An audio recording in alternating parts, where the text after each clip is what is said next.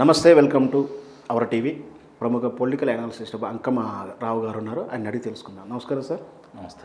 వాస్తవానికి ఇంకొక ప్రశ్న ఏంటంటే, అంతర్గతంగా కానీ మీడియాలో కానీ సోషల్ మీడియా జరుగుతుంది అంటే, ఈ రాజధాని నిర్ణయం వెనక రాజధాని నిర్ణయించేటప్పుడు ఇదంతా కూడా భారత రాజ్యాంగం ప్రకారం ఉన్నటువంటి వ్యక్తులు లేదా అధికారులు నిర్ణయించాల్సినటువంటి రాజధానిని ఇది ఒక ఫిలిం సిటీ రామోజీరావు కంపౌండ్లో ఎక్కడ రాజధాని ఉండాలో నిర్ణయించబడింది కాబట్టి జగన్ దాన్ని వ్యతిరేకిస్తున్నాడు అని ఒక వాదన ఉంది. వ్యతిరేకించే ఆ రోజు వ్యతిరేకించాలి రామోజీ ఫిలిం సిటీలో కదా.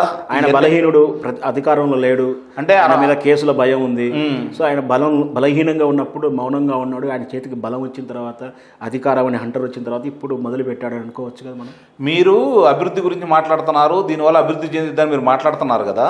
3 రాజధానుల ప్రక్రియ మొదలు పెట్టాడు కదా. ఇప్పటికీ కట్టుబడి ఉంది తెలుగుదేశం పార్టీ అధికారం పోయిన తర్వాత కూడా.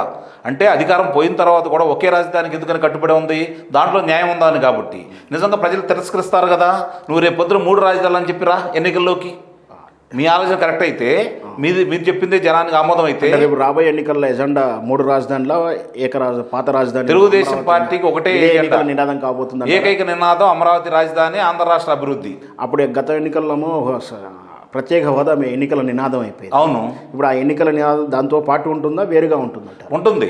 ఇప్పుడు ఆ రోజు కూడా ప్రత్యేక హోదా ఆ రోజే చచ్చిపోయిన వాదన అని చెప్పేసి చాలా సందర్భంలోకి మన చంద్రబాబు నాయుడు వస్తే చిట్చాట్లో కూడా అన్నారు, అది అయిపోయిన వాదన వదిలేయండి అని. కానీ ఎన్నికల ముందు దాన్ని ముందు తీసుకొచ్చుకొని ఇప్పుడు బీజేపీని టార్గెట్గా చేశారు. మీరు చెప్పిన దాని గురించి ఒకసారి మళ్ళీ మీరే చెప్పండి, ఒక విశ్లేషకుడుగా మీరే మాట్లాడండి. ఆ రోజు చంద్రబాబు నాయుడు గారు ఏమన్నారు? ప్రత్యేక హోదా కంటే కూడా ప్రత్యేక ప్యాకేజీకి సమాంతరంగా ఇవాడు చూపిస్తున్నారు కాబట్టి ఇది ఏదన్నా వాడు కనుక మాట తప్పితే రేపొద్దున దీని గురించి మాట్లాడుకుందాము. ప్రత్యేక హోదా సాధ్యం కాదని వాడు చూస్తున్నారు కాబట్టి ఏ రాష్ట్రానికి ఇవ్వటం లేదు కాబట్టి మన రాష్ట్రానికి ప్రత్యేక రాష్ట్రానికి ఇచ్చేటువంటి రాయితీలు మొత్తం ఈ ప్రత్యేక ప్యాకేజీలో ఉంటున్నాయి కాబట్టి ఒప్పుకుంటున్నా అని చెప్పి చాలా స్పష్టంగా చెప్పాడు. ఇప్పుడు ఈ మాట్లాడేటప్పుడు ప్రత్యేక హోదా ముగిసిపోయిన అధ్యాయం అనేది ప్రచారం చేస్తున్నారే తప్ప ఆయన సంపూర్ణంగా ఆ రోజు మాట్లాడిన విధానాన్ని ఎక్కడ చెప్పట్లా. ఈ రోజు ప్రత్యేక హోదా మళ్ళీ భుజానికి ఎత్తుకోబోతుందో అంటే వాళ్ళు అన్యాయం చేశారు కాబట్టి, మాట తప్పారు కాబట్టి, తిప్పారు కాబట్టి. అంటే బీజేపీని బదనాం చేయడం కొరకైనా దాన్ని ప్రత్యేక హోదా సాధించడానికి కోసం ప్రయత్నం చేస్తారు. నిస్సందేహంగా తెలుగుదేశం పార్టీ వస్తే బీజేపీ పార్టీ ఖచ్చితంగా ఆ ద్వారం మూసేసి ఉంది. అంటే ప్రత్యేక హోదా అనేది లేని ముచ్చటని చెప్పి క్లోజ్ చేసింది. అంశాన్ని వదిలేయవచ్చు కదా. అంటే బీజేపీని బదనాం చేస్తూ తాను రాజకీయంగా ఎదగడం కోసం ప్రత్యేక హోదా వాడుకుంటారా? అసలు ఆంధ్ర రాష్ట్రంలో బీజేపీ ఉందండి, దాన్ని బదనామం చేయడం కోసం. సరే, దేశం మొత్తం కూడా ఒకసారి 2 ఎంపీలు ఉన్నా అది వేరే విషయం. రాజకీయ చైతన్యం కానీ అన్ని ఏదైనా మార్పులు జరుగుతూనే ఉంటాయి, చెప్పలేము. సో అయినప్పటికీ ఎంపీల ఎన్నికలప్పుడు కొంచెం వాతావరణం మారుతుంది. రాష్ట్ర ఎన్నికలప్పుడు ఒక రకమైన ఎజెండా ఉంటుంది ప్రజల్లో. ఎంపీ ఎలక్షన్లు వస్తారు, ఎందుకంటే ఖచ్చితంగా మనకు ఎంపీ ఎమ్మెల్యే ఎలక్షన్ వేరువేరుగా జరిగే సందర్భాలు ఉన్నాయి.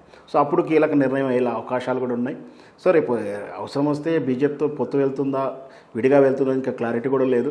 అయితే మన అసలు టాపిక్లో ప్రజల అభివృద్ధి ఎవరు బాగా చేశారు, ప్రజలు మనం ఇంతసేపు మాట్లాడింది కూడా రాజధాని గురించి. సరే అండి, అది అలా ఉంచేస్తే ప్రజలకు చంద్రబాబు నాయుడు ప్రభుత్వంలో మంచి జరిగింది అనుకుంటున్నారా, వైఎస్ జగన్ ప్రభుత్వంలో బాగా జరిగింది అనుకుంటున్నారా? వీళ్ళు రేపు పొద్దున ఎటువైపు మొగ్గ చూపబోతున్నారు, లేదా ఇద్దరూ మోసం చేస్తే ఇంకో వ్యక్తి కోసం ఎదురు చూస్తున్నారా? ఇప్పుడు ప్రజలు తెలుగుదేశం ప్రభుత్వం అది 5 సంవత్సరాల దాంట్లో క్లియర్గా చూశారు. రాజధాని నిర్మాణానికి ఆయన శ్రీకారం చుట్టం చూశారు. ఇప్పుడు ఆ రోజు తాత్కాలిక భవనాలు అన్నారు, అక్కడ ఏమి మట్టి కూడా ఇటుక కూడా పెట్టలేదన్నారు. అక్కడి నుంచి పరిపాలన చేస్తున్నారు. మరి ఉద్యోగ కల్పన 6 లక్షల మందికి వచ్చింది, ప్రత్యక్షంగా 6 లక్షల మందికి అని చెప్పి మనం చెప్పింది కాదు. ఆయన పరిశ్రమల శాఖ మంత్రి దివంగత మేకపాటి గౌతమ్ రెడ్డి గారు అసెంబ్లీ సాక్షిగా, శాసనసభ సాక్షిగా ప్రకటించడం కూడా జరిగింది. దానివల్ల ప్రత్యక్షంగా 6 లక్షల మందికి, పరోక్షంగా 15 లక్షల మందికి లబ్ధి చేకూరడం జరిగింది. విదేశీ విద్యా కానుక ద్వారా కొన్ని వేల మందిని ఆయన మామూలుగా విదేశాలకు పంపించేసి వారిని ఉన్నత చదువులు చదివించుకోవడానికి వాళ్ళకి మెరుగైనటువంటి వసతులు ఏర్పాటు చేసేసి వాళ్ళకి తర్ఫీదు ఇవ్వడం కూడా జరిగింది. కాబట్టి ఈరోజు యువత ఉద్యోగాలు పోయినాయి, పరిశ్రమలు రాలేదు. ఈ 4 సంవత్సరాలలో కొత్తగా పెట్టిన పరిశ్రమ ఏంటి, కొత్తగా వీళ్ళు చేసిన ఉద్యోగాలు ఏంటి, 10 మంది చూపించండి మీరు. ప్రభుత్వ ఉద్యోగాలు కావచ్చు, ప్రైవేట్ ఉద్యోగాలు కావచ్చు, వీళ్ళ వల్ల జరిగినాయి. కాబట్టి ఈ బేరేజ్ వేసుకుంటున్నారు. అంటే ఒకటండి, ఇంకోటి ఇది బేరేజ్ వేసుకుంటున్నారు. ఫస్ట్ యువతతో సంబంధించి ఉద్యోగ కల్పన గురించి నేను మాట్లాడాను. రెండోది వచ్చేసరికి ఆ రోజు నిరుద్యోగ వృత్తి కింద 2,000 ఇచ్చాడు చంద్రబాబు నాయుడు గారు. అంటే వాళ్ళని ఏదో నిరుద్యోగ వృత్తిగా 2,000 తీసుకొని కూర్చోమని కాదు. ఈ 2,000 ఎక్కడికన్నా ఇంటర్వ్యూలకు వెళ్ళడానికి, ఏదన్నా మామూలుగా వాళ్ళు అప్లికేషన్లు పెట్టుకోవడం కోసం దీనికోసం వాళ్ళు ఖాళీగా కూర్చుంటున్నారు కాబట్టి ప్రయత్నం చేయమని ఇవ్వడం కూడా జరిగింది. సో ఇవన్నీ విద్యార్థులకు దృష్టిలో ఉంది కదా. ఎస్సీలు ఎస్టీల యొక్క సబ్ ప్లాన్లు మొత్తం 27 ప్లాన్లు మొత్తం రద్దు చేసేసి వాళ్ళకి ఇచ్చే పథకాలు మొత్తం రద్దు చేసేసి చివరికి అంబేద్కర్ గారి యొక్క పేరు కూడా తీసేసి అంబేద్కర్ విద్యాకానుకు తీసేసి నీ పేరు పెట్టుకున్నావు. దానివల్ల లబ్ధి ఏమైనా చేకూరిందా? అధికారంలో ఉన్నప్పుడు ఎవరైనా పేర్లు మార్చుకుంటారు, అది ఒక చెయ్యాలి కదండి. పేర్లు మార్చుకోవడం తప్పులేదు, కానీ తప్పే, కానీ అది సహజం అయిపోయింది. మనం కరెక్టే. మరి మీరు ప్రశ్నించాల్సిందే. కానీ దాని ఇప్పుడు ఉద్యోగ కల్పన ఏం చేశారు, రైతులకు ఏం మేలు చేశారు? తన వైఎస్ఆర్పీ పార్టీ ఏమంటుందంటే ప్రజలకు ఏవైతే సంక్షేమాలు అవసరం అన్ని రకాల సంక్షేమాలు అంటే అమ్మఒడి కానీ, వృద్ధాప్య పింఛన్ల విషయంలో కానీ, ఇంటింటికి సరుకులు వెళ్ళడానికి వాలంటీర్స్ పెట్టడం కానీ, గడపకు అన్నీ ఏం చేరాలో ప్రతి యూనిట్ వైజ్గా కుటుంబ వైజ్గా అన్నీ చేర్చాము.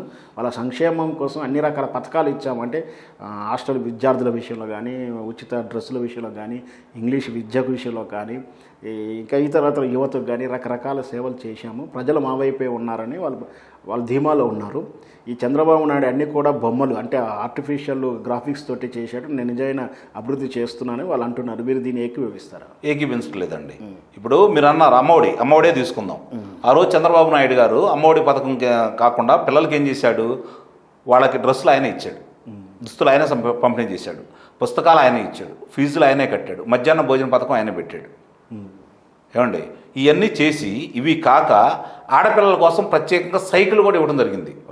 చెప్పేదేనండి, మీరు అన్నారు కదా దానికి.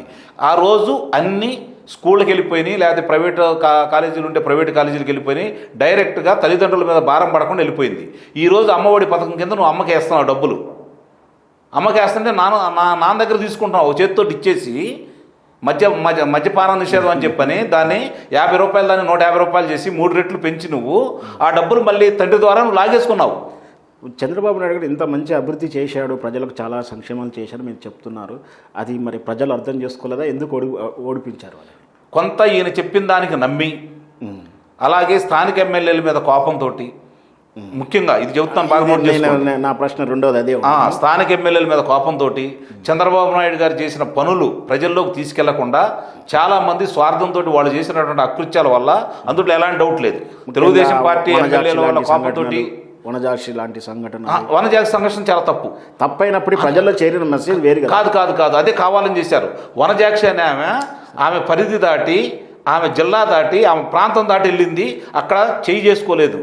సరే, సోబాట్ వాళ్ళ చిత్రీకరించారు. నిజాదారులు అనేది పరిధిలో ఉన్న విషయం అయినప్పటికీ నేను అనేది ఏమంటున్నా, అదే అట్లా ప్రచారం చేశారు. ఆ ప్రచారాన్ని నమ్మారు జనాలు, నెగిటివ్ చేరింది. ఆ ప్రచారం నమ్మారు జనాలు. రెండోది, ఇతను యువకుడు, చంద్రబాబు నాయుడు ఇన్ని పనులు చేశాడు. ఇంకొకటి, చంద్రబాబు గారు ఓడిపోవడానికి ముఖ్యంగా ఈ కాపు కులస్తులను ఆ రోజు జరిగిన ఉద్యమంలో ముద్రగడ పద్మనాభాన్ని అవమానించిన తీరు, అసలు అది శాపం అని వాళ్ళు అంటారు. కానీ వాళ్ళ కోపం, వాళ్ళ యొక్క అది అనిష్టతే చంద్రబాబు నాయుడు ఓడిపోవడానికి ఒక కారణమై కూర్చుంది. అందుకే ఇప్పుడు ఆ కాపులను మచ్చిక చేసుకోవడానికి జనసేన తరపున పవన్ కళ్యాణ్ కీ రోల్ చేసి వాళ్ళని ముందుకు పెట్టి కాపుల ఓట్ల గురించి పోలరైజ్ చేస్తున్నాడు. రోజు మీటింగ్లు కానీ ప్రెస్ మీట్లు కానీ కాపుల గురించి అంటున్నారు. అంటే కాపు కులస్తులని, అంటే కమ్మ కులస్తులని కాకుండా కాపు కులస్తుల వైపు చంద్రబాబు నాయుడు గారు ఏమైనా కాన్సన్ట్రేషన్ చేసేదంటారా? ఏమీ లేదండి, ఇవన్నీ ప్రచారమే. ఆ రోజు వాళ్ళు తునిలో జరిగిన సంఘటన మనకు క్షుణ్ణంగా తెలుసు. ఈ రోజు ఆయన నోటితోటి ముద్దగడ పద్మనాభం గారు దానికి ఎవరు ఆర్థిక సాయం చేశారు ఆ రోజుల నుంచి? ఆయన దూరంపూడి చంద్రశేఖర్ రెడ్డి గారు లారీలు పంపించి డబ్బులు సాయం చేశాడని చెప్పి ఆయనే ఒప్పుకున్నాడు. అంటే ఈ కుట్రలో వీళ్ళందరూ భాగస్వాములు అని చెప్పి ఆయనే చెప్పేశాడు, స్పష్టంగా చెప్పి. ఇప్పుడు దాకా జనానికి అర్థం కాకపోయినా దాంతో తుని సంఘటన కావచ్చు, అంతకుముందు జరిగిన దానికి కావచ్చు, మొత్తం వాళ్ళ ప్రోద్బలంతో, వాళ్ళ స్పాన్సర్ తోటి అని చెప్పని అర్థమైపోయింది. ఒక పాయింట్. రెండోది, మీరు అన్నారు కదా రిజర్వేషన్ అని చెప్పని. ఈ రిజర్వేషన్ చంద్రబాబు నాయుడు గారు వాళ్ళకి ఇవ్వాలని చెప్పి 5% ఇస్తుంటే, అది కాదండి, ఆ ఉద్యమం చేశాడు, దాని స్పాన్సర్ అవ్వడం అనేది ప్రజలకు అవసరం. అదేనండి, ఆ మాయలో పడిపోయారు జనాలు. వాళ్ళు చేసిన మోసాలకి, వాళ్ళు చేసిన అబద్ధాలకి వాళ్ళ మాయలో పడిపోయారు జనాలు. నా క్వశ్చన్, అక్కడ ఆయన ముద్రగడ పద్మనాభం గారు చేస్తున్నారు ఉద్యమం అనుకుందాం ఉదాహరణకు. ఆయన ఎవరి కోసం చేస్తున్నారు? ఆయన వ్యక్తిగతం కోసం చేస్తున్నారా, కులానికి బాగు చేయాలా, లేకపోతే డబ్బులు ఇచ్చి చేస్తున్నారు అనేది రెండో ప్రశ్న కాదండి. ఆయన వ్యక్తిగతం కోసం చేశాడు, ఆయన రాజకీయ భవిష్యత్తు కోసం చేశాడు, ఇంకో రాజకీయ పార్టీ కోసం చేశాడు. ఆ ప్రశ్న కంప్లీట్గా. అయితే ఇవేవి కూడా ప్రజలు చూడలే. ఆ ఉద్యమం పేరు మీద చంద్రబాబు నాయుడు ఆయన అరెస్ట్ చేసిన తీరు కానీ, ఆయనను అవమానించిన తీరు కానీ దాన్ని సెంటిమెంట్గా ఫీల్ అయ్యారని నేను అంటున్నాను. కాదండి, అది కాదు, అది జరిగిన కారణం అది కాదు. నిజంగా చంద్రబాబు నాయుడు గారు ఏదైనా చెయ్యాలి అంటే తునిలో అంత అకృత్యం జరిగినా కూడా, రైలు తగలబెట్టినా కూడా ఏ ఒక్క కార్యకర్త మీద కూడా ఫైరింగ్ జరిగిందా? చెప్తానండి. కేవలం ఆయన అరెస్ట్ తీరు ఆ టీవీలలో కనపడడం. అవునండి, వాళ్ళు అలాగే ప్రచారం చేశారు. ఏ టీవీలో చూపించారు? ఆ టీవీలో చూపించారు. ప్రచారం చేయడం జరిగింది. భార్య బాధలు బూతులుగా వ్యవహరించారని అట్టాయని చెప్పేసరికి ఆ సామాజిక వర్గాన్ని ఏమండి, ఒక ఉద్యమం జరిగినప్పుడు మంచి చెడు కంటే కూడా భావోద్వేగానికి లోనవుతారు, ఆవేశానికి లోనవుతారు. తెలంగాణలో ఉద్యమం అప్పుడు మనం అన్ని చూసాం. జరిగింది కూడా అదే. మంచి ఇప్పుడు జరిగింది కూడా అదేనండి. ఈ రోజు ఇచ్చిన 5% ఇచ్చినందుకు చంద్రబాబు నాయుడు గారు ముఖ్యంగా ఇక్కడ అర్థం చేసుకోవాల్సింది ఏంటంటే బీసీలు దూరం అయ్యారు. ఎంతో కొంత కాదు, 40% కాపులకి ఇస్తున్నారన్న ఉద్దేశంతో అసలు పార్టీ పునాదులే బీసీలు తెలుగుదేశం పార్టీకి. కాపులు ఇక్కడ 83 నుంచి కూడా బీసీ వర్గము లేదా ఇప్పుడు ఒకటి మీరు చూసుకుంటే తెలుగుదేశం పార్టీకి 7% ఉన్న కమ్మవాళ్ళు కాదండి. 7% ఉన్న కమ్మవాళ్ళు ఎట్లయితే 2 వర్గాలు ఉన్నాయో, 8% ఉన్నటువంటి రెడ్లు ఎట్లయితే 2 వర్గాలు ఉన్నాయో, అట్లాగే కాపుల్లోనూ 3 వర్గాలు ఉన్నాయండి. ఇక్కడ అర్థం చేసుకోవాల్సిందంటే కాపుల్లో కూడా 3 వర్గాలు ఉన్నాయి. బీసీలే మొట్టమొదటి నుంచి 70-80% తెలుగుదేశం పార్టీని కమ్ము కాచారు. ఎస్సీలు ఎస్టీలు కాంగ్రెస్ పార్టీకి ఉన్నారు. తెలుగుదేశం పార్టీకి ఆ రోజు నుంచి ఈ రోజుకి అండగా ఉంది బీసీలే. అలాంటి బీసీలని తెలివిగా ఆయన దూరం చేసుకోవడంలో సఫలీకృతమయ్యారు. ఎందుకయ్యారు అంటే నేను కాపులకి రిజర్వేషన్ ఇవ్వలేను అన్నాడు.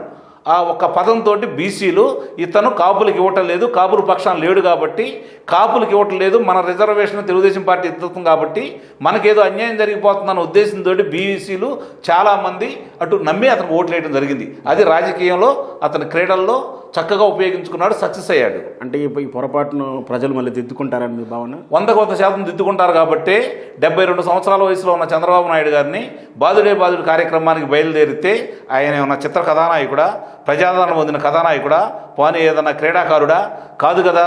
ఇంత వెర్లుగా రావాల్సిన అవసరం ఏంది ఆయన చూడటానికి, ఆయన మాట్లాడటానికి? ఇదండి ఈనాటి అంశం.